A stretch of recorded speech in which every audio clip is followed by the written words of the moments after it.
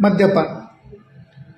तर दारूच्या आहारी गेलेले असे बरेच रुग्ण हल्ली आढळत आहेत, ज्यामुळे त्यांच्या कौटुंबिक अर्थव्यवस्था, विद्यार्थ्यांचे भविष्य हे पूर्ण उद्ध्वस्त झालेले आढळतं. तर अशावेळी म्हणजे एक प्रकारे या दारूच्या व्यसनातून मुक्त होण्यासाठी त्या कुटुंबातील इतर सदस्य किंवा मायमाऊल्या जे असतात तर त्या वेगवेगळ्या ॲडव्हर्टाईजमेंटला बळी पडतात.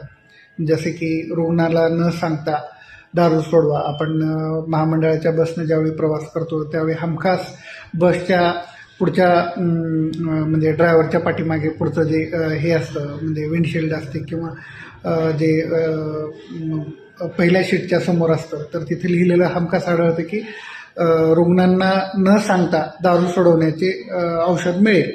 तर हमखास प्रभावी, 100% यशस्वी, खात्रीशीर.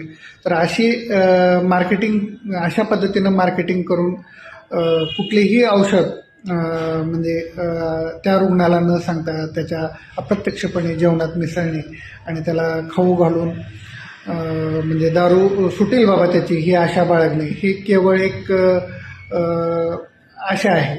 तर हे कधीही सत्यात उतरणाऱ्यापैकी नाही.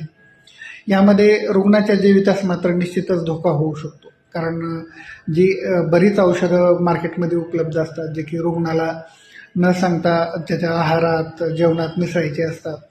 तर त्या औषधांमुळे दारू पिऊन आलेल्या रुग्णानं जेवण केल्यानंतर त्या औषधांची आणि त्या दारूची रिॲक्शन होऊन त्या रुग्णाला उलट्या, जुलाब असा प्रचंड त्रास होऊ शकतो.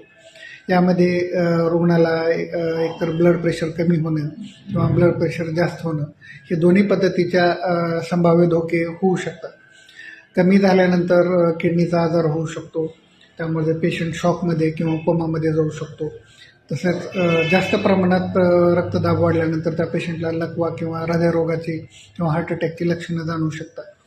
तर जे व्यक्ती अशा ॲडव्हर्टाईजमेंटला बळी पडते किंवा ज्या व्यक्तींनी मोहापोटी किंवा आपला मुलगा असेल, पती असेल की ह्या व्यसनातून सुटावा ह्या आशेपोटी त्याला न सांगता औषधी प्रयोग चालू केलेला आहे, तर त्यांनी सावधगिरी बाळगण्याची गरज आहे. आणि मी एक मागच्या 14 वर्षांपासून आयुर्वेद क्षेत्रात काम करतोय की बऱ्याच रुग्णांना मी पाहिलेलं आहे की मनावर नियंत्रण असल्याशिवाय कोणाचीही दारू ही सुटू शकत नाही. तर सगळ्यात प्रभावी औषध म्हणजे मनावरचं नियंत्रण हेच आहे. तर कुठल्याही औषधी च्या मार्केटिंगला बळी पडू नये. धन्यवाद.